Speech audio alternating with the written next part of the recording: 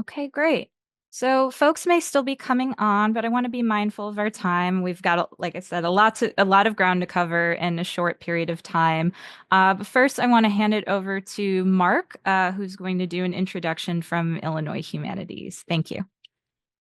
Thank you, Daniela, sorry. And good morning, everybody. My name is Mark Hallett, and I'm Director of Grants Programs here at Illinois Humanities. We are so excited to have all of you join us here today for one of two special grantee webinars on communications and branding. And I have to say, just looking around the room and seeing Ty and Tanae and Jamila and Chris and Vicky and more, this is just so exciting. It's really great to see all you guys. So this webinar is part of our ongoing commitment to supporting our grantees by providing tools and resources to help you build and expand your capacity, right?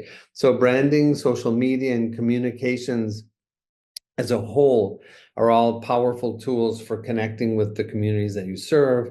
And today's webinar, hosted by the creative Sarah Summers design team, is designed to equip you with the necessary strategies and helpful guidelines to maximize your communications efforts. We know that many of you are already doing amazing work in this arena, so we hope that you find these new strategies and tactics and framing and all of that helpful. I wanted to take a moment to thank SSD, Sarah Summers Design, for joining us this morning and for putting all of this together. For those of you who may not know, SSD is a longtime partner of Illinois Humanities and is responsible for some of the great design work that you see behind our programs, or hopefully you think of it as great design work. I'm sure you do. Events, social media channels, etc. We truly could not think of a better equipped team to learn from for this opportunity. So thanks in advance. So before I turn it over, I also wanted to note that we will hold time at the end of the presentation for any questions. And as Daniela said already, there's going to be a recording of the webinar that'll be made available in the new year alongside all of the materials covered throughout the training. So without any further ado, I'll hand it back to SSD. And thank you again, all of you, for joining us today. We really hope you enjoy this. Thank you. Thank you, Mark. So as Mark mentioned, my name's Neela Mazio, and I'm part of Sarah Summers Design. I'm going to start sharing my presentation here, but if you have any issues seeing the presentation at any time, please feel free to flag. Morven from Illinois Humanities will also be helping me monitor the chat to make sure that everyone is able to see our presentation. So for today's focus, we're going to be covering a few topics. As I mentioned, I posted in the chat, but I'm going to say here as well. Feel free to introduce yourself as we're talking. Share, who you're representing, what your role is if you'd like, and then think about key questions about what you would like to learn more about or focus on as you're thinking about your social media presence. These are questions of thinking about who your audience is. What have you noted that has been successful with your social media before? And where do you realize that maybe you could use some extra support or capacity? Sarah Summers Design, we work with a lot of different nonprofits, so that's something that we're very aware of. With nonprofit organizations, consistently capacity is always a key issue, and you can get into that double-edged sword. You want to put a lot of capacity into your programming, but you also want to get the word out about your programming. And so there's always that debate of how much energy are you putting into marketing, communication, social media. So our hope today, from our experience as Sarah Summers Design, is to really give you the tools so that you can expand your capacity wherever you are in your organization, whatever role you're in. Have the tools to be able to form templates, to be able to streamline your processes, so that your capacity is unlocked in the future, and while still giving you the flexibility. We don't believe in a one size fits all strategy. We very much believe there are different sizes, different needs, especially with nonprofit organizations, different audiences. We're not selling a product. We're trying to further missions and values. And so these are tools and these are recommendations, but this isn't a step-by-step guide process. And with that in mind, so the topics that we're covering today is first starting with why invest in social media. Some folks are really excited about social media. Some feel that it is, the last thing that they want to address on their mind. So we're going to cover, what is the benefit of investing in your social media? We're going to talk about creating your content calendar. How can you really create a plan when building your social media? And how can you continue to manage that while keeping in mind, we want these to be processes that have longevity, that are sustainable. We're going to talk a little bit about the pros and cons of various platforms, Facebook, Instagram, Twitter/X, depending on what you're calling it, LinkedIn, TikTok. We'll be covering a little bit of each. There's a lot we could get into, so it really will be a broad overview. And I'll have some contact information. If you ever have, questions, you say, hey, can you expand a little bit on your thoughts about Instagram? I'm always happy to answer questions like that. And then we'll talk about developing your content strategy. What really makes a successful strategy? How do you adapt to where you are in your organization, what your capacity is, who your audience is, and what your strengths are. So a little bit about me and our organization. So Sarah Summers Design, we're a strategic communications agency.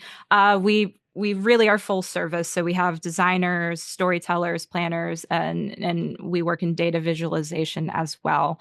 This company's been around for over 15 years. We've specialized in collaborations with nonprofits, foundations, universities, educational institutions, government offices, and independent companies, but who have socially responsible missions. We, again, are full service. So we work in, and there's a cat making a cameo here. We work in communication strategy. We help with media relations. We do graphic design and branding. And we also work with leadership to just think about how can we put leadership as the face of the organization? How can we help you really expand on your mission and values and share them with your audiences, with the world?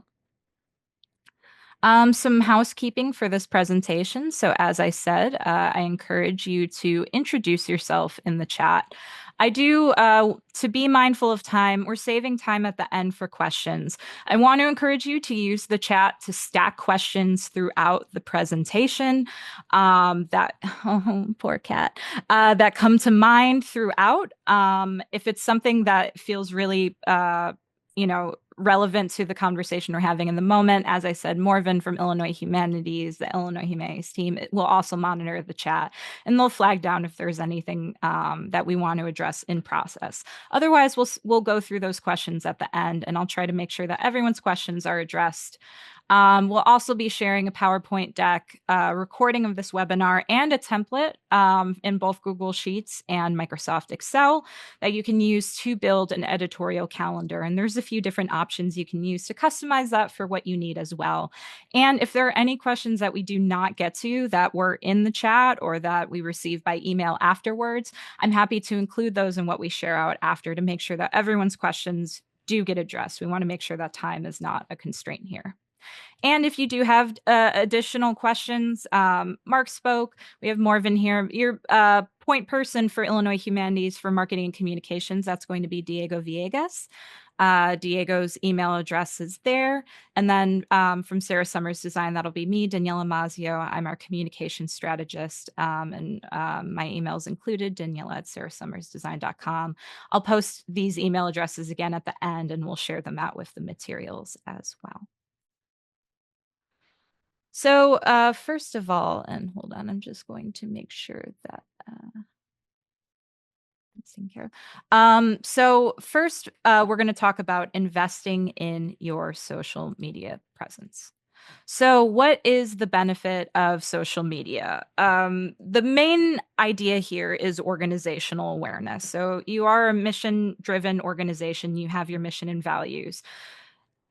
A lot of people are in social media. So recent reports have shown that the average number of social media users globally is 5.2 1.2 billion, and it's about 95% of total internet users globally are on social media. In the United States, that's 239 million in people who use social media, and about 72% of internet users in the country. In terms of the number of different social media platforms that people are using each month, that's almost 7 platforms on average, which is a large amount. So folks aren't just on Facebook, they're not just on Instagram, they're usually using several platforms. And globally, that might include some platforms that we don't use as much in the United States.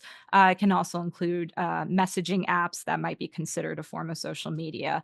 But folks are using a lot of different platforms at a time.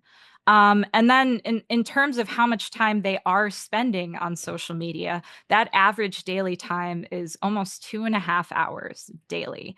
You know, when you're scrolling or you're on social media, it might be something that you just check for a minute at a time, but that can build up throughout the day. And usually, with more of the visual and video platforms, people are on there for a much longer period of time. And when we share out the deck, you can access these statistics as well and look at some of the reporting on social media usage.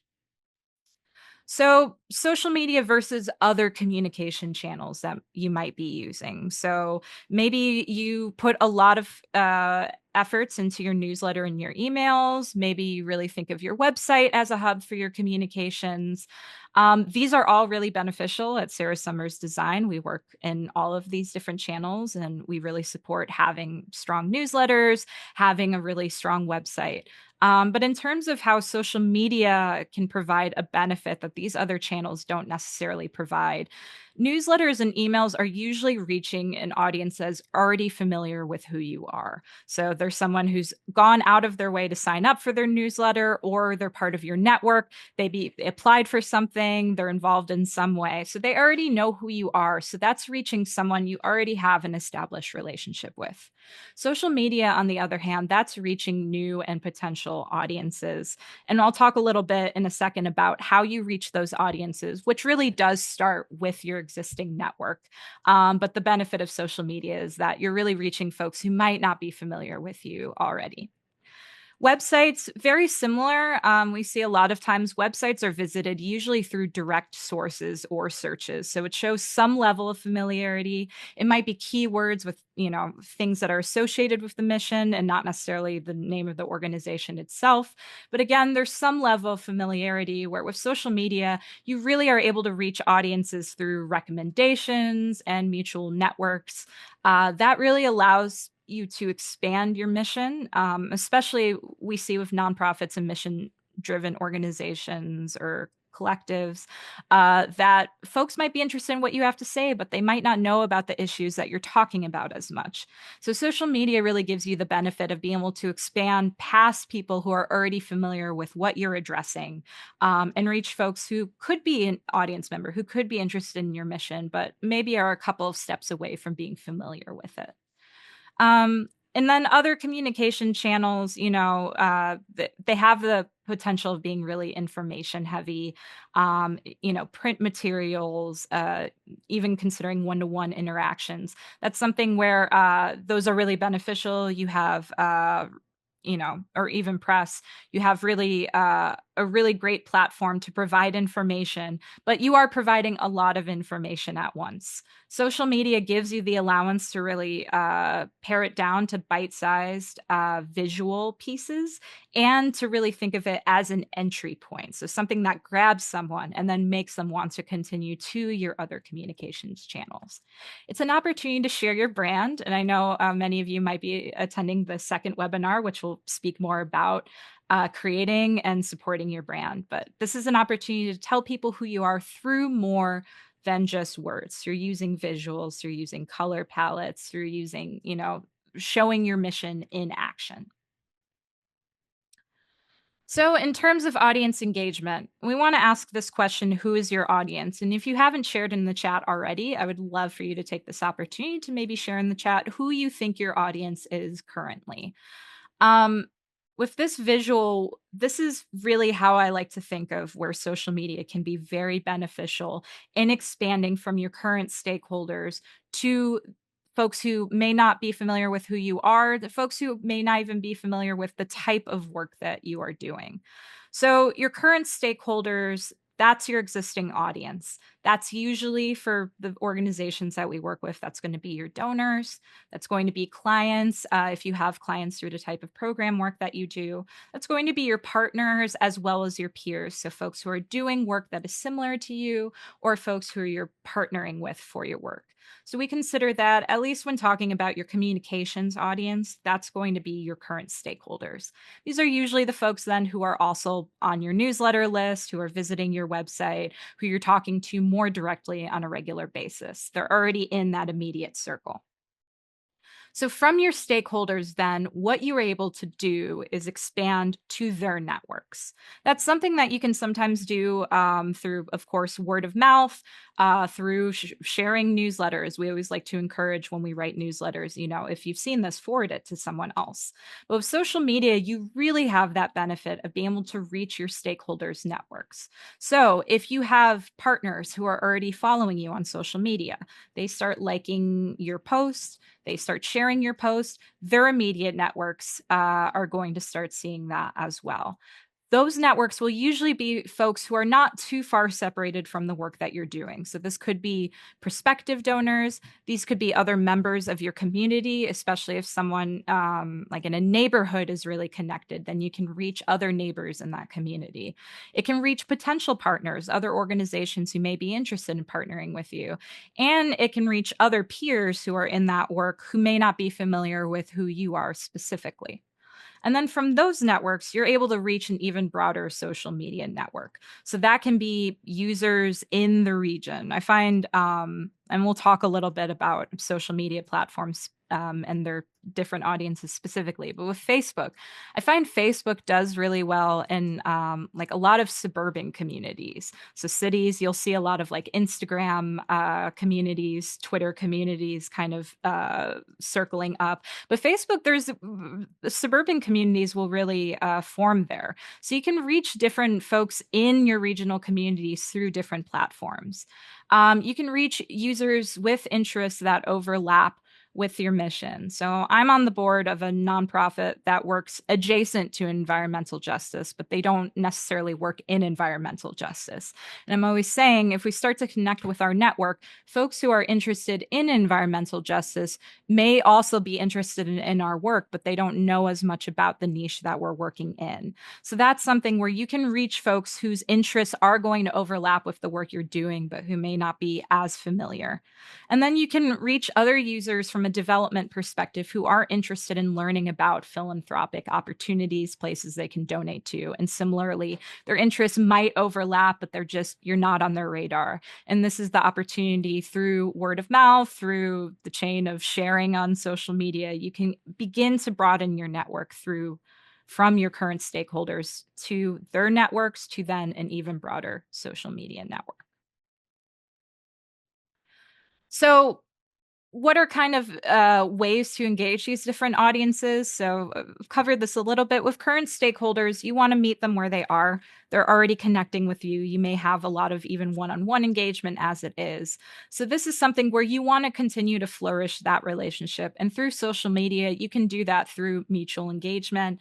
Pretty low level, going through their feed, going through a partner's feed, and just liking what they're posting, sharing their posts. It gives you an opportunity to broaden your reach, and that'll be really beneficial to then move into their networks.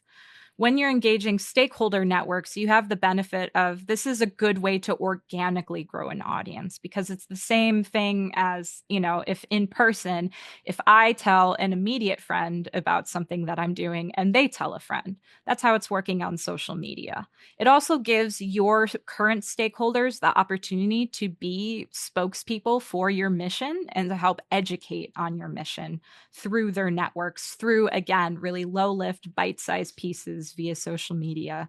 And then you can also, through networks, it's a great, that second level, moving just past your current stakeholders. That's a really great audience that you can try to reach for bringing them in through opportunities where they can learn more and become involved in closer engagement. So by talking about the programs that you're doing that they can get involved in, by talking about events, by talking about volunteer opportunities, or by encouraging them to sign up via emails. And that's where having that kind of that reliability of a recommendation through your current audience, programs, events, emails, volunteer opportunities, that's a really great place to capture stakeholder networks by telling them about these opportunities. And then in reaching your broader social media networks, the wide net, whether regionally or even thinking globally, this is really where you might want to have that development focus. Where can you cultivate donors? Maybe someone's not nearby. They're not going to come to an event. They're not going to come to a program, but they're going to become passionate about your mission. So when you can reach them through a couple of tiers of expanding your network, you might be able to cultivate donors. Again, you can promote your mission widely. Someone might not be close by, or they might not be in the community that you're focused on, but there might be a broader theme to your mission that you want to get the word about, because we're talking about improving people's lives. We're talking about enriching people's lives. That's a mission that we want to spread wider and wider. And then fostering regional community. You can really, you can start with your neighborhood. You can start with your immediate community. You can find new peers. You can expand that network larger and larger and larger.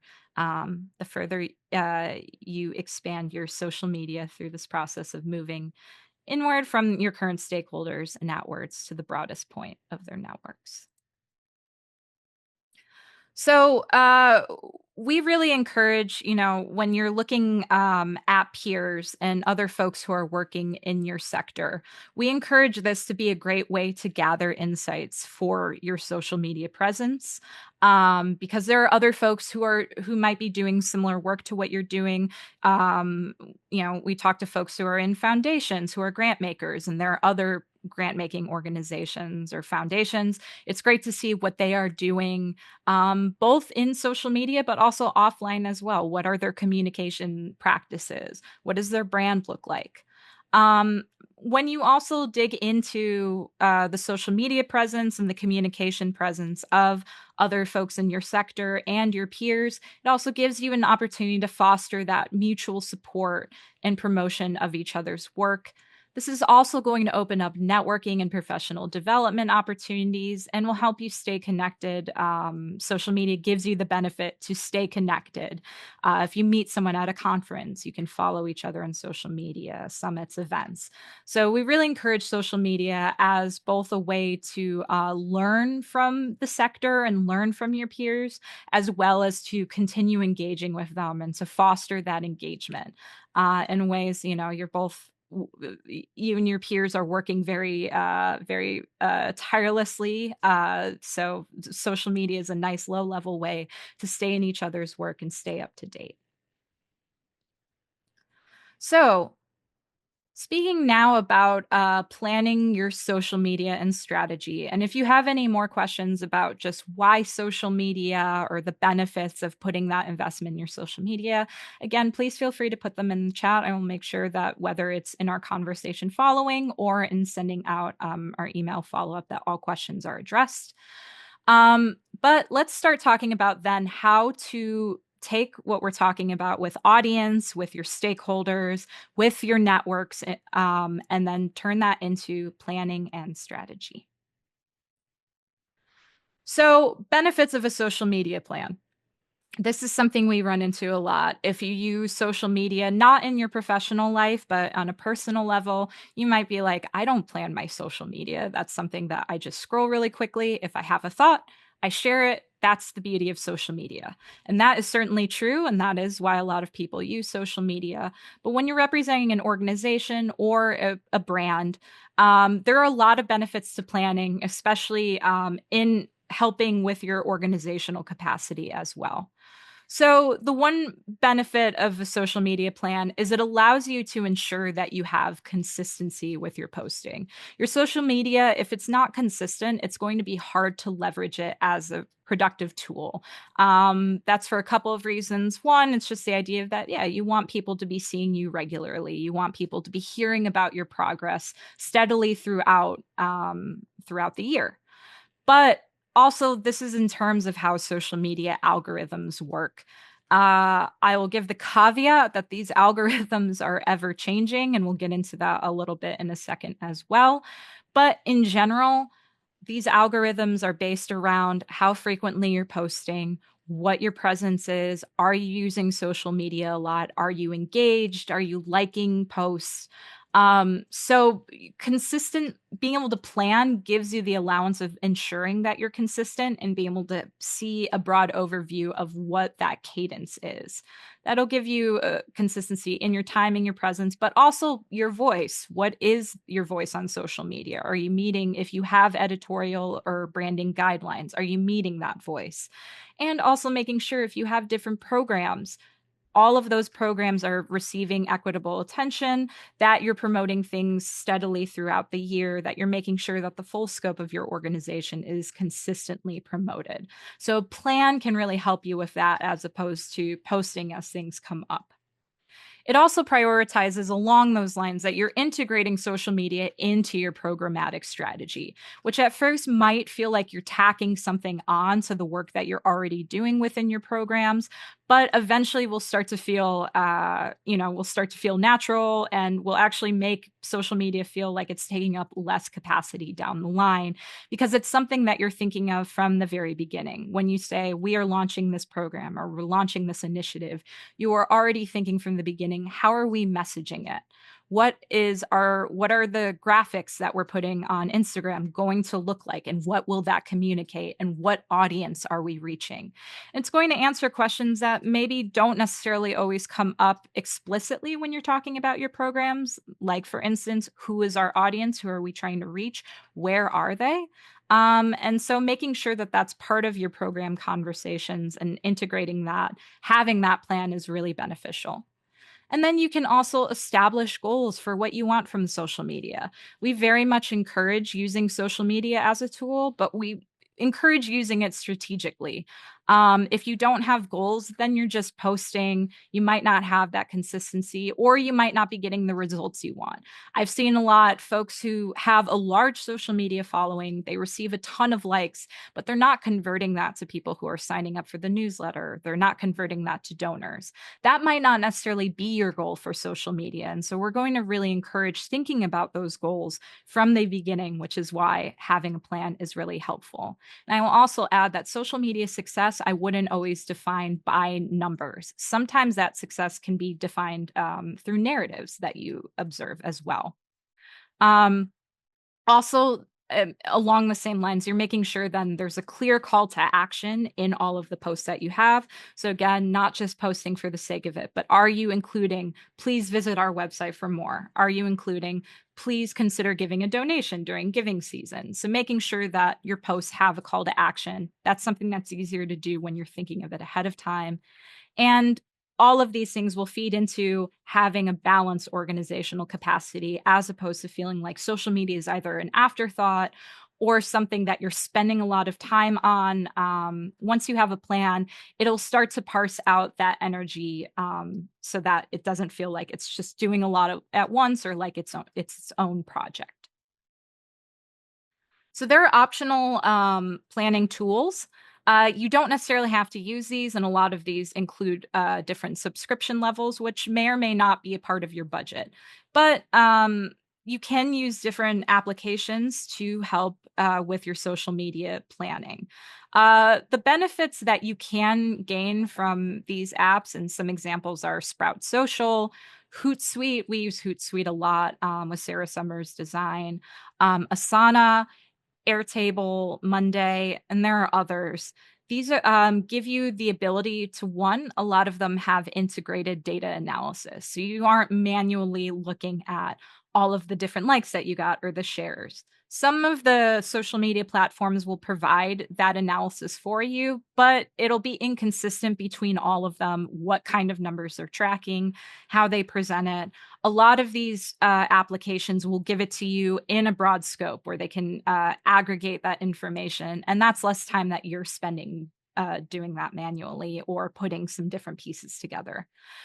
some of these, especially, Asana, Monday, Airtable, this is something you can fold into already existing project management, or say you want to increase the project management or streamline that you're doing with your organization. It's easy to integrate social media planning into that through some of these applications. A lot of them will also provide you with tips and insights. So I know with Hootsuite, we'll get like an annual email that's saying, here are the trends that we've observed through our data collection throughout the year. This is what's doing really well. This is what's changed with some of the social media platforms. So you'll also have that delivered directly to you to give you a little bit more resources to build your social media strategy around. And then the other benefit is you can post to multiple platforms at once and you can schedule at once. So you can say, okay, we know we are doing this post about Giving Tuesday across LinkedIn, Instagram, and Facebook. We are going to schedule it for 11 a.m. The Monday before Giving Tuesday, and you can just draft it. You can make unique edits if you need to. If you're posting to Twitter and you say we're above the character count, you can trim it specifically for Twitter. But otherwise, you can just write your one caption, have your one photo, and then schedule it for multiple platforms at the same time, which is really convenient and cuts down on manual time. For me personally, I even know, my computer has a tendency to slow down sometimes if I'm trying to do multiple tabs at once or I'm uploading multiple things at once. I really like the benefit of these schedulers because then I'm not losing time to even just trying to navigate my technology. So I'm actually going to jump away from the PowerPoint for a second because I want to go into then this template that we've created that will be sent to you that you can use for creating your own editorial calendar. So say, even if you use something like Hootsuite or Sprout Social, you may still want to have your own calendar and not use their calendar functions, just use them to post and track analytics, but have your own process for planning. So I'm going to move over to sharing that example of the template.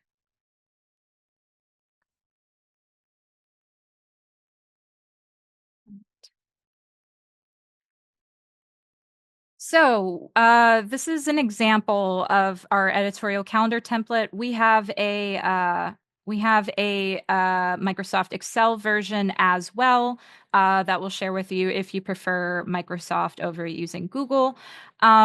This is an example. You can use this template directly. You can edit it in either of these programs, or if you want to look at it and build your own with some ideas from this, but create your own, add your own columns, depending on what your organization needs or find helpful.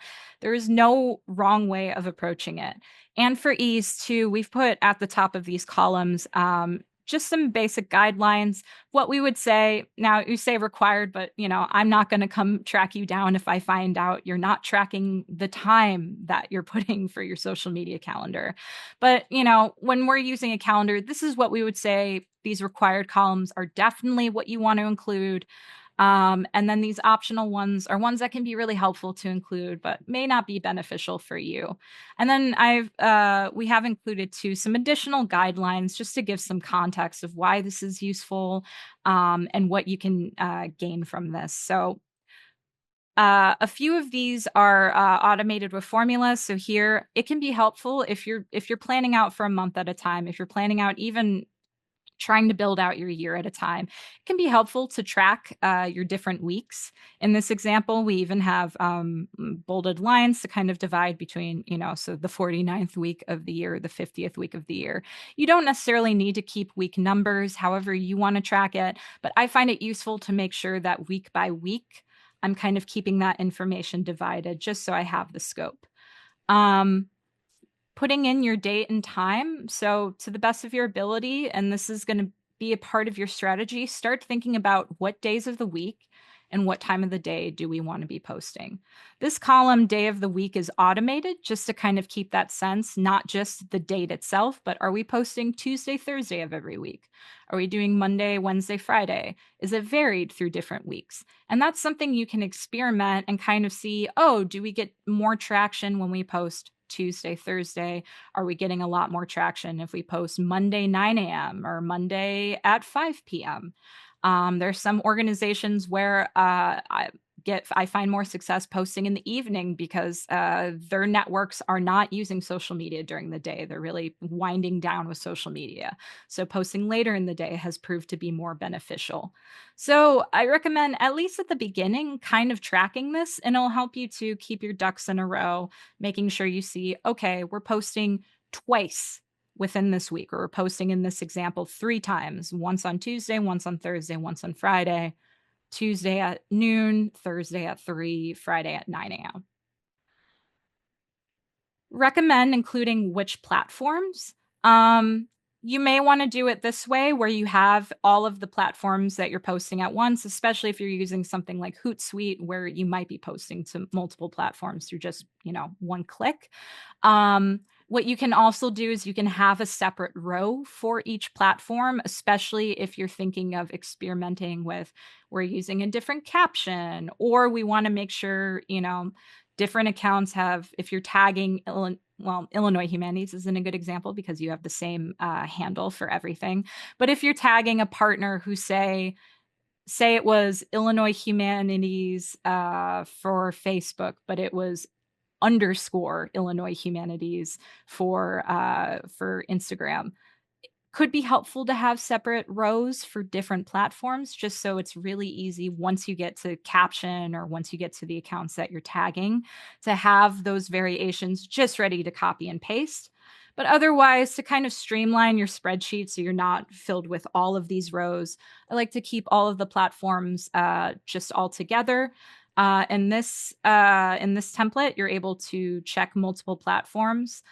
Excel is a little bit different. It doesn't have a multi drop-down option, so you'll just type them in.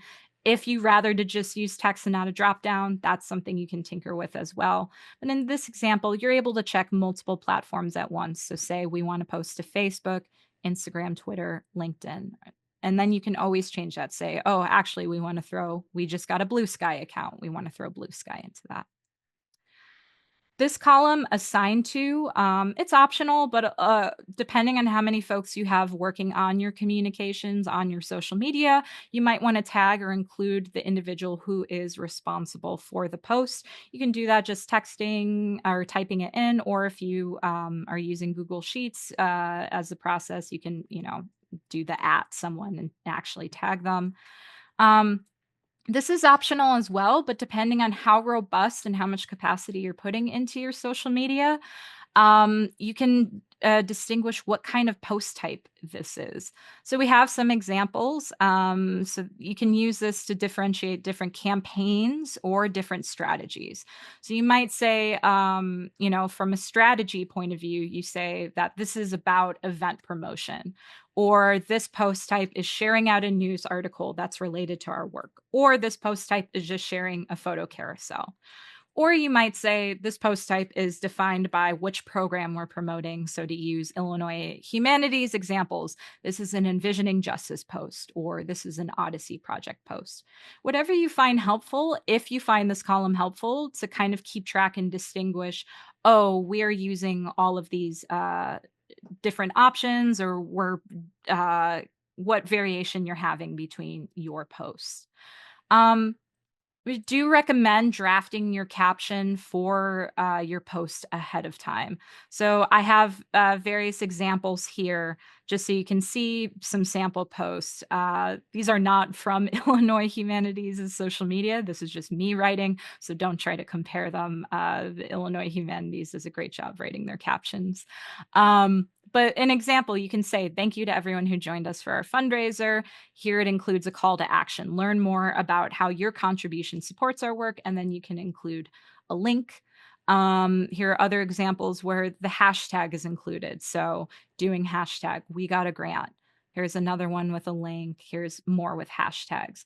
Suggest, when you have the capacity and time, just drafting this language ahead of time. That's how you keep your voice consistent. And that's how you make sure, again, going back to why plan your social media, having that call to action present. So we want people to donate, connecting that to sharing, in this case, a group of photos from the fundraiser, doing an event recap, but really your call to action strategically is to encourage more people to donate. Here, if you want to have this separate, but you can also include it in your caption draft as well. But if you want to have it separate, you can gather all of the account handles that you're including. You can format it any way you want. In this example, I have the name of the organization and then in parentheses their handle, but depending on how quickly you want to copy and paste, you can format that however is going to be most efficient for you. There's no right way to do it. I have this as a separate column in this example, just so you can see in your planning what it looks like to kind of gather that information ahead of time. What I also say, it's really helpful to have this column of accounts to tag, because then you're also creating a reference point. So then you're not looking up, oh, what is Illinois Humanities account handle in the future? You can just look back and say, right, when we tag them here, it's this, and it's easy to pull it back in. Um, Also include, if you're including media, photos, videos, or any files that need to be included, keeping track of that. And if you have a Dropbox or a Google Drive link, putting that link here so it's very easy for someone to pull up and then upload when they are publishing the post. Um, Going to highly recommend, while keeping in mind that this is added capacity, but highly recommend using alt text for your social media. This is an accessibility tool for folks who use screen readers. I know we have Hillary from Cultural Access Collaborative here, and we'll be happy to hear the mention of alt text. But for alternative text, what that does, if someone's using a screen reader on social media, it is going to they're using a screen reader usually because they're not able to they're blind or have low vision, and so the alt text will read via their technology what the image is in its place. Some social media platforms automate this. I don't really recommend using their automation. It's still really the AI technology that tries to read the image and describe it. It's just not going to have the same level of detail or communicate the same key details that whoever is working on the social media will probably be able to do.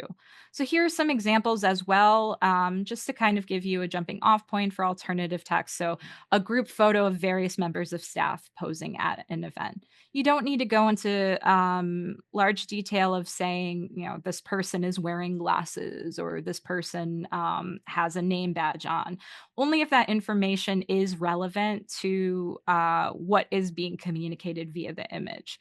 So this example, where I'm talking about a graphic and not a photo, this is where you want to communicate then the text that is on the graphic. So you'll say a graphic that includes the text, "We got a grant," accompanied by a photo of students reading in a library. So that communicates, the text information that is housed in the image, as well as, a relevant photo of kind of what you're celebrating or how you're celebrating it. In this case, this example is about uploading a video to YouTube. So you won't have alternative text for that. That is a case where you might want to do closed captions. That's a larger conversation. I am always happy to talk about accessibility. So if you want to email me and ask about that, I'm happy to discuss.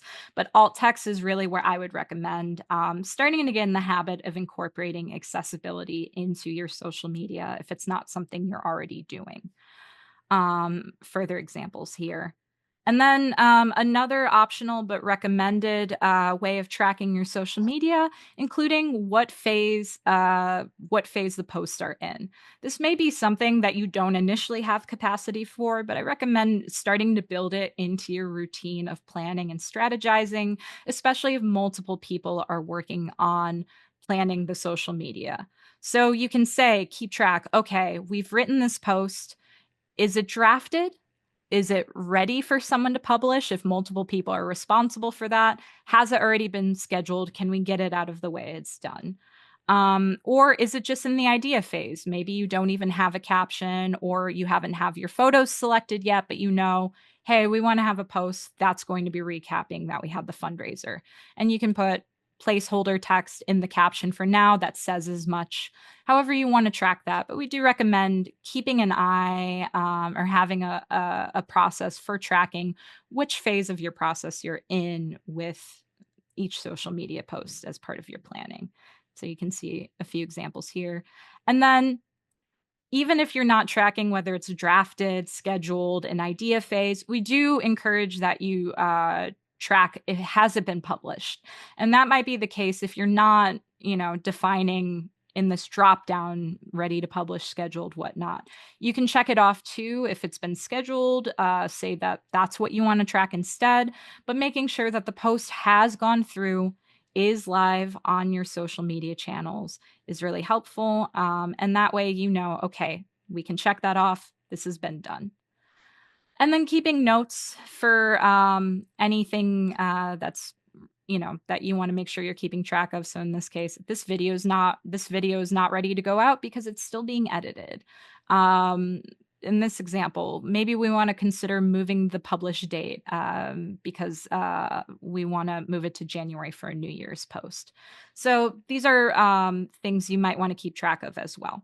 Again, even with these required columns, that doesn't mean it's necessarily what you have to do. Just highly recommend, in our experience, that these will help keep your calendar and your planning really focused and organized. But the sky is the limit, and you are going to know your organization best and your capacity best of what is going to be most helpful for you in terms of planning. And the last thing I want to get into with this template is analytics. Analytics is something that is going to take up a little bit more additional capacity because this is something you're going through numbers and you're trying to look at your totals, maybe reporting out on it. We recommend, you can go into the nitty gritty. You can go post by post and keep track. How many likes did this post get? How many shares? Especially if you're posting maybe only once a week or a couple times a month, depending on what you decide is going to be best for your social media presence. That's something you could do on a post by post basis. But at the very minimum, I recommend tracking it quarterly.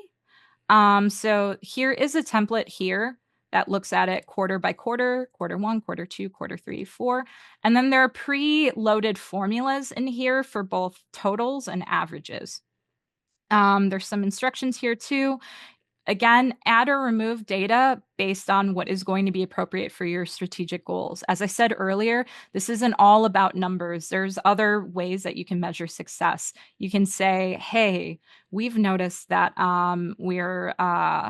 it's not necessarily that we're increasing followers, but we're increasing, the amount of times that we're seeing these followers. It still comes down to a number, but maybe less in a data sense. Like we're seeing more people show up and talk to us in person about what they saw us posting on social media.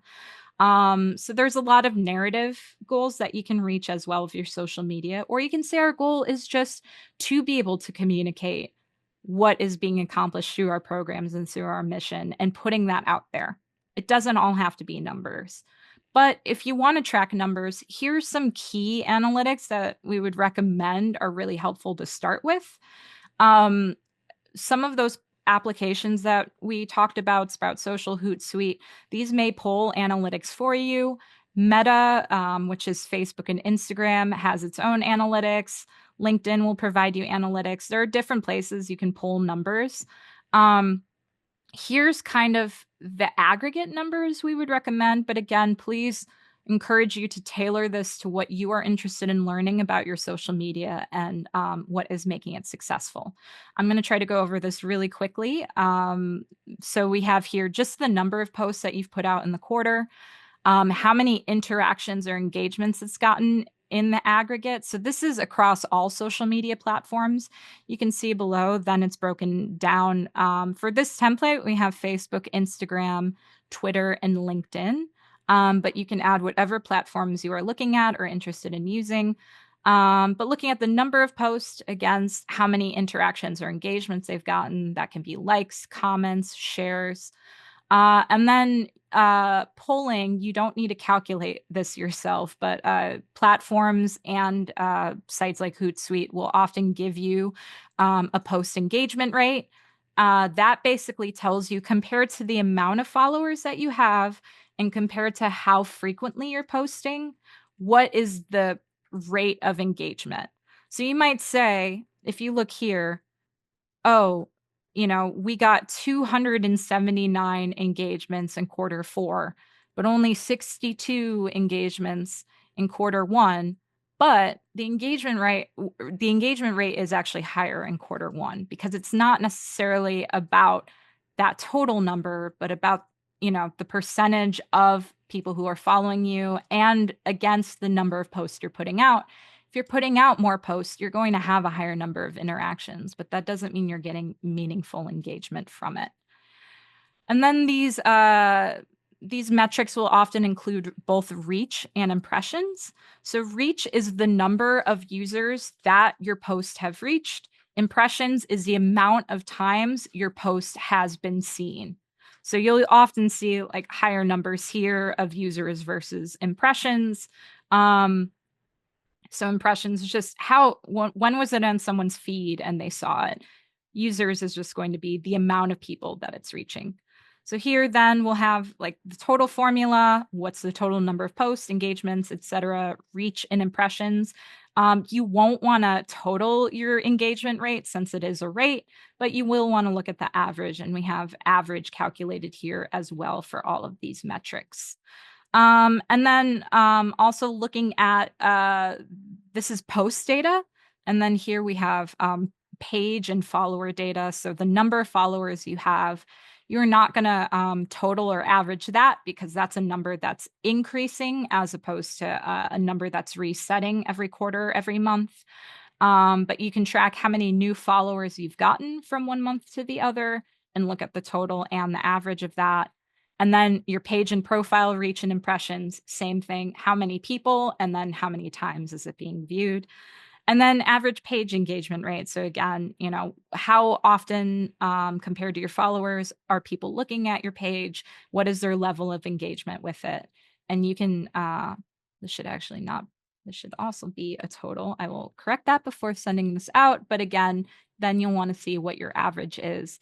We recommend looking at both quarterly and then average data because you might want to see, are we having an increase quarter to quarter? Or there is a monthly version of this template as well if you want to look monthly as opposed to quarterly. But you also want to look at, your year. And as time goes on, as you continue building your social media strategy, consider looking back year to year as well. Because there may be things storytelling wise that are affecting why one month might be doing better than the other. If you're a foundation and your grant application's open, you probably are going to see a spike in your engagement compared to other months. If that doesn't necessarily mean that you're doing worse with your social media if you see a decrease in the following quarter or in the following month. So that's why we recommend looking quarter to quarter or month to month, but looking at the year as a whole as well and starting to see on a year-to-year basis, are your numbers changing? How are they changing? What is the rate? That is an overview of a lot of different numbers. What I find helpful too about applications like Hootsuite, Sprout Social, etc., is one, they give you a lot of room to play around with analytics and reporting, and two, they also provide context and will tell you more about how different numbers are calculated, what kinds of posts you can pull from. You have some room to play around with that. So I'm happy. We have these templates.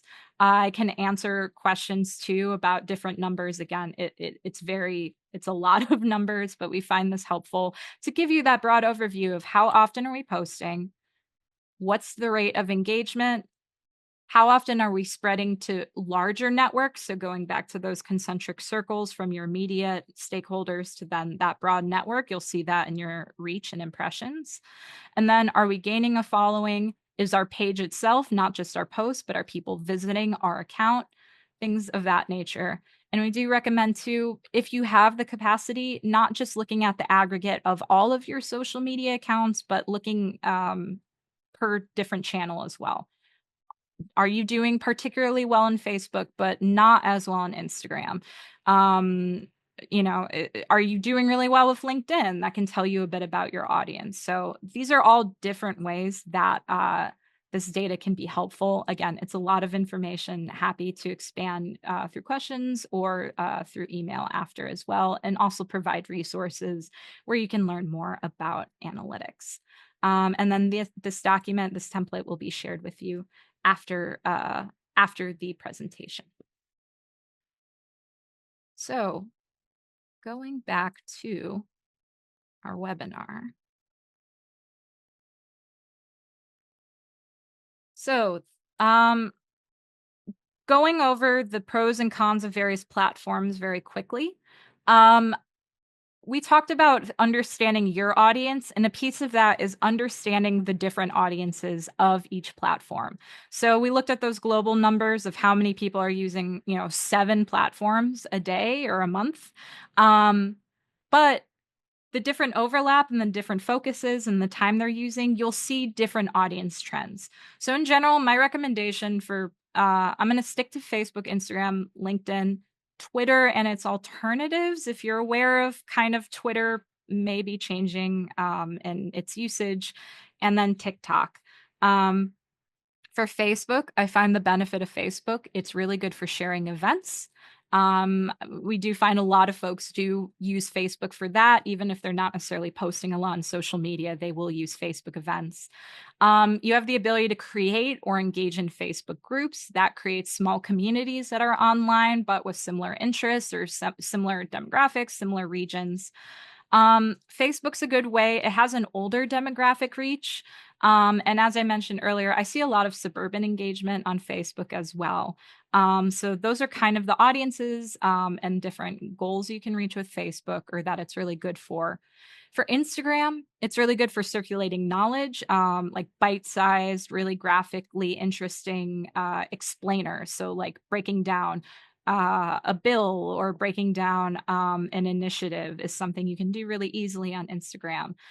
It's youth friendly. It's not the only youth friendly app, but it does take up lower effort than some of the other ones. It's highly visual, so you can really put your brand out there and be experimental with your visuals. It has a great national global reach. It's very easy to expand into wider audiences. I would also say, specifically amongst this group, Illinois Humanities is a network, you'll see a lot of your peer presence on Instagram. That's something we see a lot.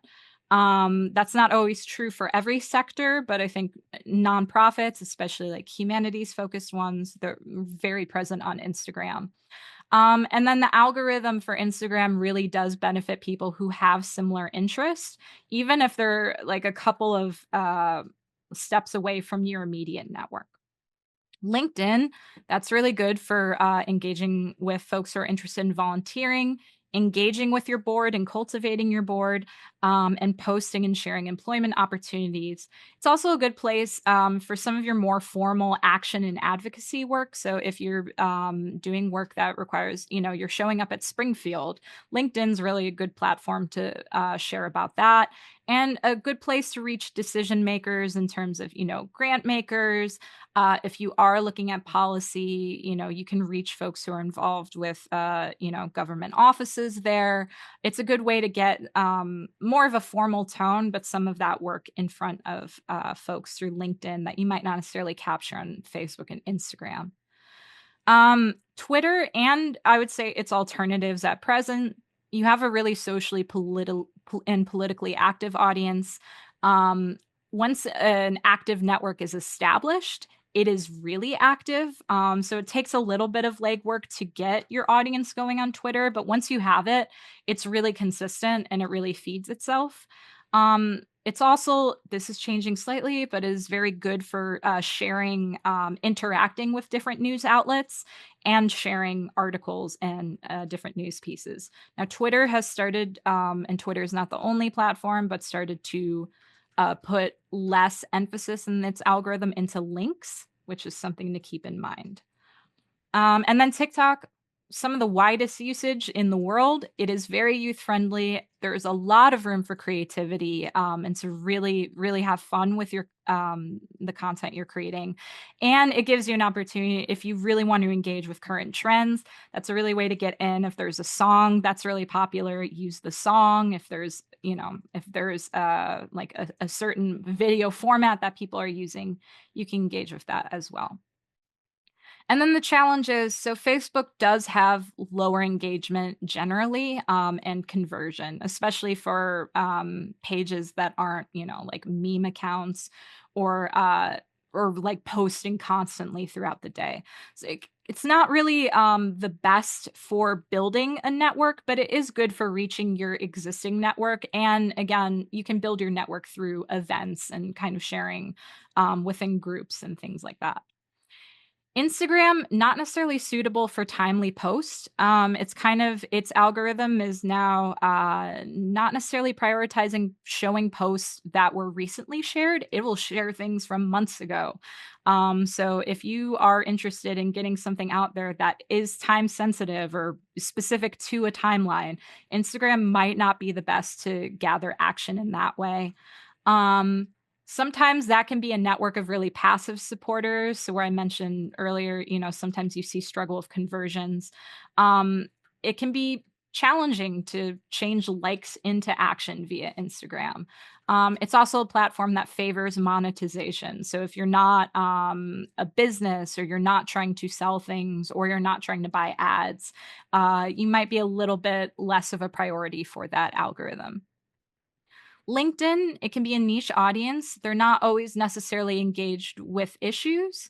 They might be more engaged with like professional updates. It really depends though on who your audience is and what your specific focus is and your that network you're starting with is. And like I was saying with Twitter, LinkedIn is also not very favorable if you're sharing links that aren't from LinkedIn.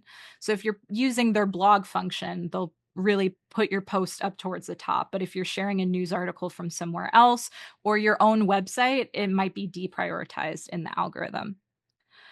Twitter X, it is unreliable. It's losing its base. A lot of people are migrating away from that platform. Less favorable to links and media, especially if you are a free account and not paying. And you really do need to be active and consistent on it to see growth and to see traction. Would say the main Twitter alternatives that we've looked at are Blue Sky and Threads.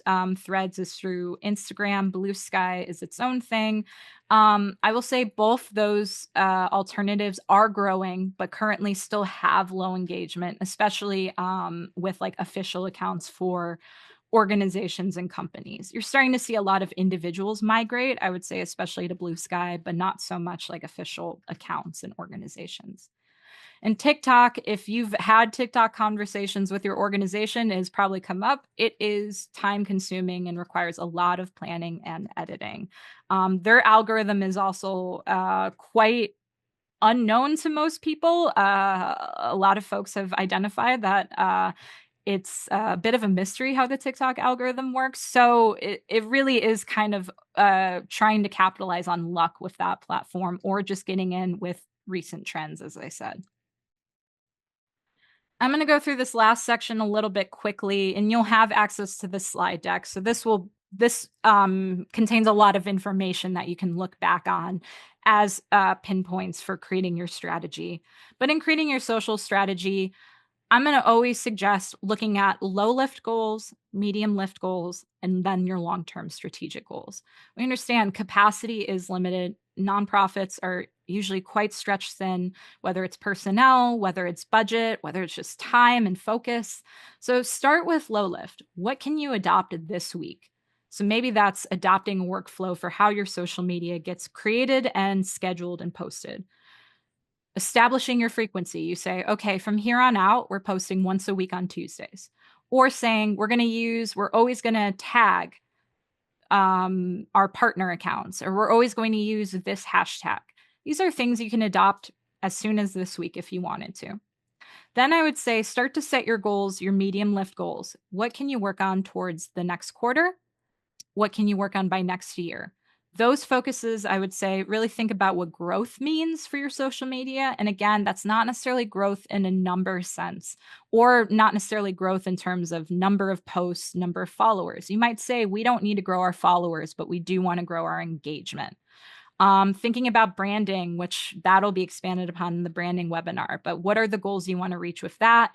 And then, are there conversions? Do we want to not necessarily increase our followers, not necessarily increase our likes, but we do want to increase how many people are liking our content on Instagram who are coming to events? What are the goals you can set that are ones that you can start to track on a quarterly or half a year basis? And then there are your long-term strategic goals. These are the ones that are really ever growing, ever evolving. But that's when you start marrying your programmatic work with your communications. So you say, we have a program that's focused on education. How is our social media a part of that? How are we promoting the message? Start to establish long term goals. We are going to use social media to do XYZ with our development and our donor cultivation. Those are the questions I would start to put into long term strategic planning with in terms of your social media. And again, thinking of this low lift, medium lift, and then your long term, you don't need to have your whole programmatic communication strategy determined in the next 2 weeks. But that is something you can start to work towards with these building blocks. My recommendation, start to map out your next 3 months on a week by week basis. That can be using the calendar template, or that can be however you want to map that out. But focus on one, what types of posts are you putting out? And then two, what is either the call to action or the intent? So here's some examples here. Maybe you're doing an education post and a program post. The next week, an event recap. Third week, an education post, a reminder about a program opportunity, etc. And then keep in mind, who are the roles, who's working on what part of the process, is someone responsible for all social media, and who are you partner peer wise tagging or including in your posts. And then in keeping strategy, again, going back to in the template, think of your post categories. Think about how you're leveraging your network, whether through tags, shares, whether you're curating the list of accounts that you're following, that can be beneficial. And then utilizing templates and your brand guidelines. And then I'm going to always encourage quality over quantity. You don't need to be constantly posting. You want to have content that is engaging. Don't post just for the sake of it. So, really have these goals and intentions and calls to action in mind.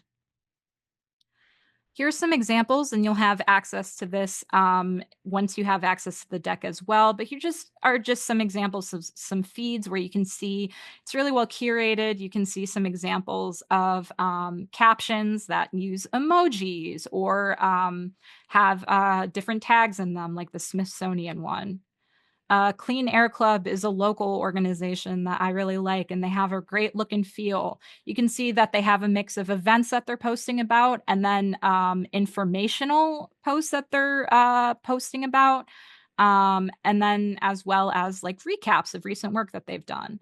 I've also highlighted in a screenshot here, they include image descriptions similar to alt text in the actual caption for their posts.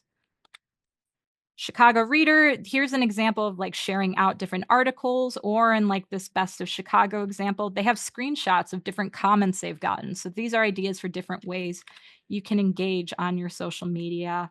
Here's a foundation example where you can see some LinkedIn and Facebook, some of the ways that they're posting. Polk Brothers Foundation shared some of their strategic planning goals from talking to their partners and reported out new staff member. These are other things you can do on your social media. Plan Chicago, that is the organization that I'm on the board for. We've been improving our communications. So here's an example. They have like Food Box Friday, where they always post like the food box that they're distributing. They do a nice photo of it and then give the information. And then here's another one, the post on the right. They're really mentioning all of the different partners that they work with. So this is a great one where they're like involving their networks, calling attention to other people that they work with. Here's some additional information. Build social media templates, like using your calendar. This will probably be discussed in brand guide and your branding conversation as well, but we recommend keeping a guiding document for your staff and any stakeholders who are involved in your communications to use that include your color palette, your fonts, and where key messaging and collateral can be found. You can keep that in a Google Drive folder, Canva, save it for easy access. Before starting, identify what you need. Again, this goes back to planning, so that will save you some capacity down the line. Create a checklist of what you want to include in your templates. Do we need a template for event recaps, for education programs, etc.? Keep your templates simple, format, keep a category of a post and keep that remaining consistent in its design. So it's really easy to swap out the actual text or swap out color maybe, but have the same borders. Some examples from the Illinois Humanities feed, you can see these Giving Tuesday. This is a template where you have the same layout, the same graphic, but there are little elements of it that are changing. You have the text, you have the amount of the donations that's changing as a meter. Here's an example of the People Salon series. You can see it has the same format, but little bit of changes. We're changing the information, we're changing the color, and we're changing the image. We're changing the way to RSVP if needed, but otherwise it's a very steady format. Here are more examples. Grant, you can see the image gets changed, the text gets changed, but again, same layout.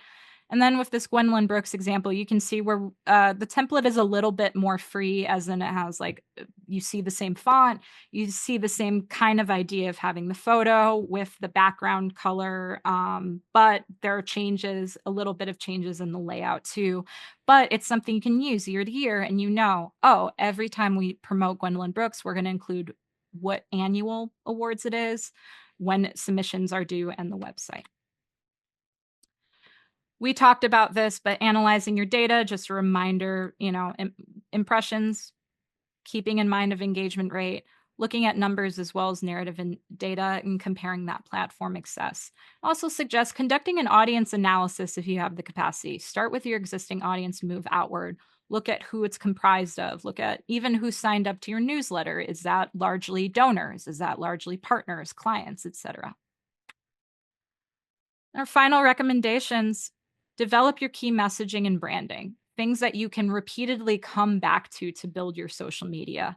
Start with your basic template categories as you're building your toolbox. So start with small things that are really easy to swap out, really easy to keep organized, to keep compartmentalized, and then start to build it and build it and build it into your more robust toolbox. Leverage your partnerships and their network. Engage with their posts on social media. Share their posts out. And then quality over quantity. Don't worry about posting too frequently. Just worry about having posts that have a clear call to action, and a clear intent or goal set with why you're posting this. And then tie your social media into other communications. What are ways that the social media can engage with the same content you're sharing on your newsletter and your website? Okay. Went a little bit over the time I wanted to save for questions. I am able to stay a little past 12:30 as well if anyone wants to stay, but I will open it up now for questions.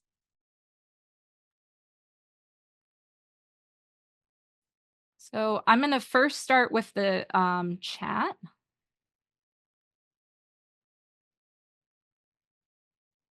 Thank you all for sharing the different your different perspectives and different focuses. So first, is this template part of one of the social media planning tools? So yes, you'll have access to the template along with this webinar deck, and any questions. If we're not able to get to any questions, I'll make sure those are answered. Would love more info on analytics and what constitutes success, and with posting, what cadence is too little, too much. So an example, I've seen organizations that were like, okay, what we need to do is, you might remember from social media of like a few years ago, people were really into doing things like Throwback Thursday. So I've seen organizations that are like, we have to always have a Throwback Thursday, and we have to have a theme for Monday. And at that point, you're starting to create content that isn't necessarily there in your work. You're mining for something to try to engage with frequency and to try to engage with content. But you're not necessarily having a call to action. Why are you doing a Throwback Thursday? Are you doing a Throwback Thursday just because? Are you telling people to come to the website, to donate to a fundraiser? So I would say success is really going to be defined by your goals. And that's why planning and strategy is really going to be key. If you get ahead of yourself and say, we haven't been posting enough on social media, so we need to be posting 3 times a week. If you don't have a clear goal, all you're doing is putting then more time and energy into that without necessarily seeing a return or knowing what the return is. In social media, I've had different conversations with people. Some folks, social media is a very practical tool where they do say, we want more donations and we want more event attendance. And that might be what you want to accomplish with social media. But some people, they like to use it as an educational tool, and that's not necessarily something that you can quantify. If you say a lot of people aren't aware about literacy and its intersections with incarceration. That's a subject that's really important, but not necessarily everyone knows about. And you say part of our mission is educating people about the intricacies of the subject, then that is something that you can use your social media to do. And you might say then, okay, well, we don't need 100 likes on that. But the fact, if it's getting likes, are we gaining followers? Are people sharing this with their networks? That's something you can see. Oh, okay, we are getting this mission out there. We're getting our values out there. So a goal doesn't always have to be something that you can translate to. We are seeing a monetary increase, or we are seeing, an increase in volunteers or event attendees. Although it can be that as well. It can be something of, we are missing, or we really want to use social media for public education on our mission. And that's something that you might have more of a narrative focus on. Would love your thoughts on whether investing in Twitter is recommended at this point. So I covered this a little bit. I unfortunately, I'm still probably on Twitter too much. And I would say it really depends on what your goals are. I think there's an ethical question that I've talked to a lot of people about, and that is certainly, I think, something you want to talk about as an organization.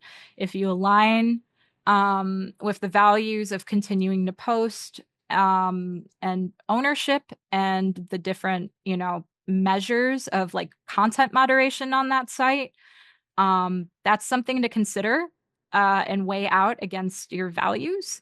From a practical standpoint, I would say in one way that I've seen Blue Sky really take traction is journalists are moving to Blue Sky pretty fervently. And so if you look to Twitter as a form of reading and sharing news, if that's something that's relevant to your organization, I would say Blue Sky might actually be really valuable.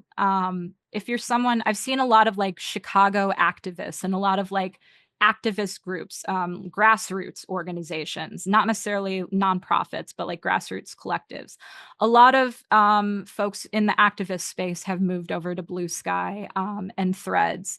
And so that is something, if that is the audience you're trying to reach, I would say those audiences are building there.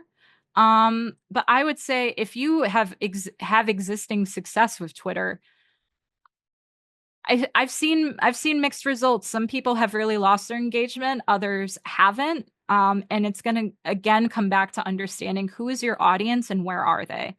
So I would say, if you are an organization that has a lot of partners, I would say look at your partners. Have they migrate? Are they using Twitter really frequently?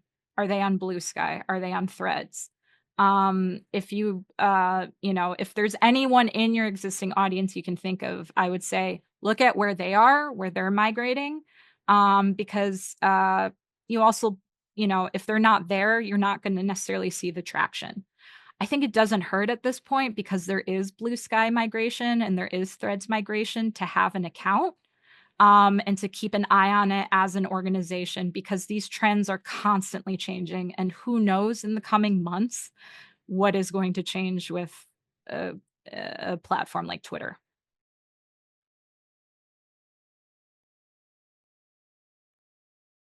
Is it a good practice to maximize all aspects of one platform before expanding, adding another platform? That is a great question.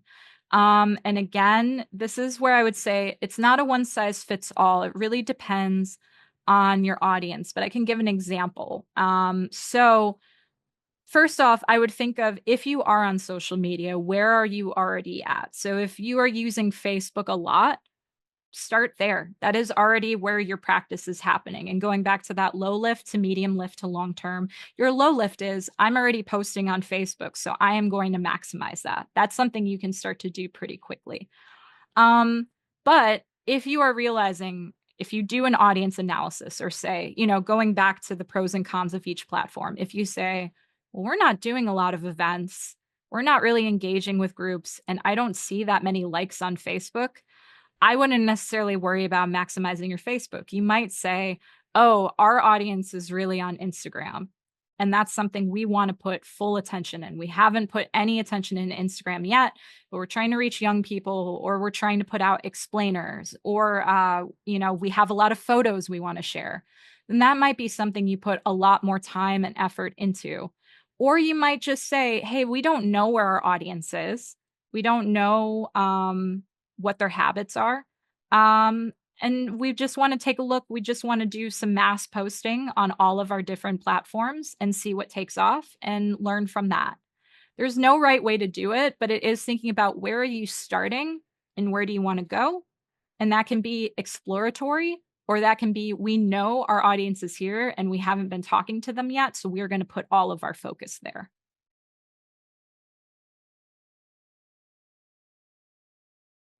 Oh, and thank you, Morven. So if you don't see in the chat, Morven shared what Illinois' humanities plans are for Twitter in the year ahead. So they're going to minimize their presence there and post less, and possibly close the account by the end of 2025 because they are seeing less engagement.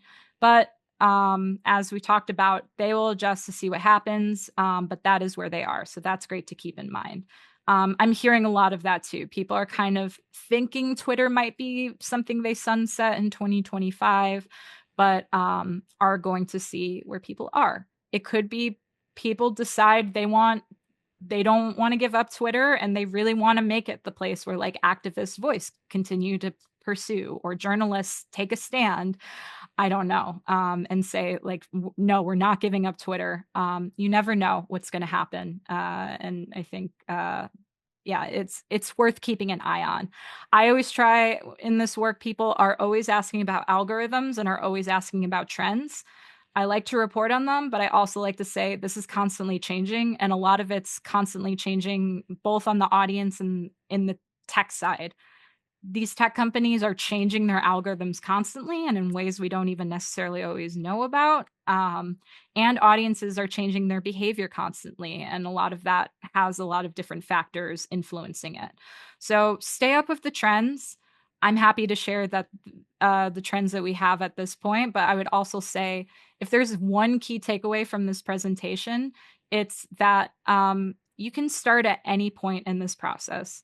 You don't have to try to match a one size fits all strategy, especially, you're not Coca-Cola. You're not trying to sell more Coke cans or get a Super Bowl ad. You are trying to reach a really specific audience. No one is going to know that audience better than you. And that is why you are all going to be the best people to take this forth and create a social media strategy that is going to be perfect for what your organization needs. I can give you some guidelines to get started, and I really recommend these tools, but nothing I recommend more than, taking the time to just sit down and say, who's our audience? Where are they? And what do we want to tell them? And from there, these tools will inform what direction you want to go into.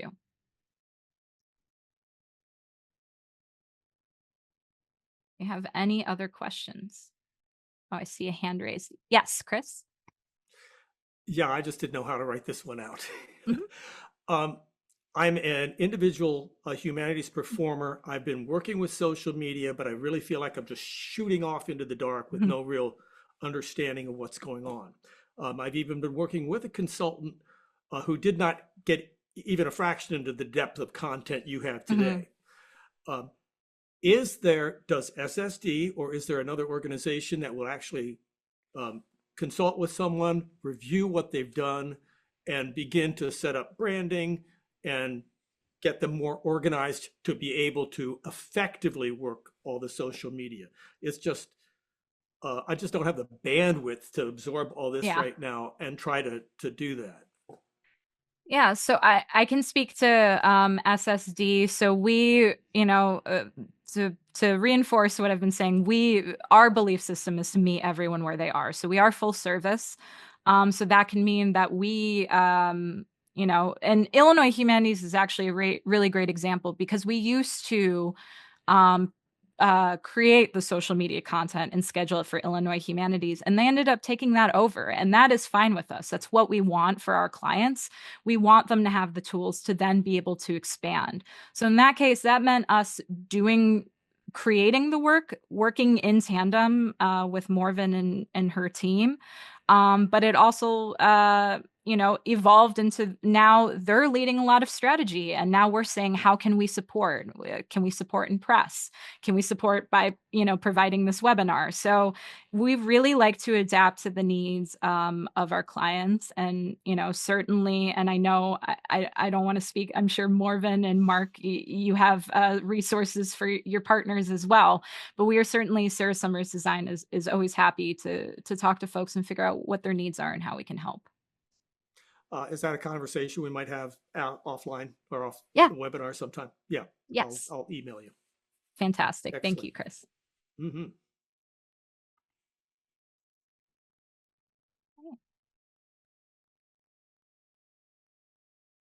I'm just going to, in the meantime, on that note, share this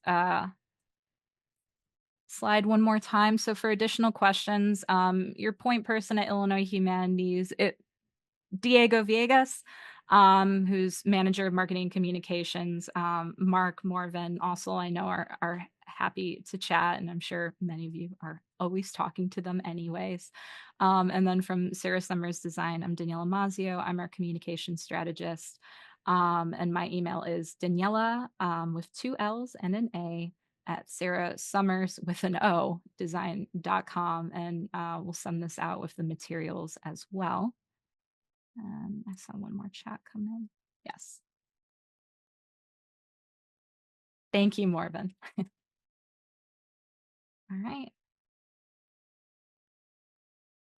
Yes, feel free to reach out with any questions. Otherwise, it's been a pleasure. And I wish everyone happy holidays.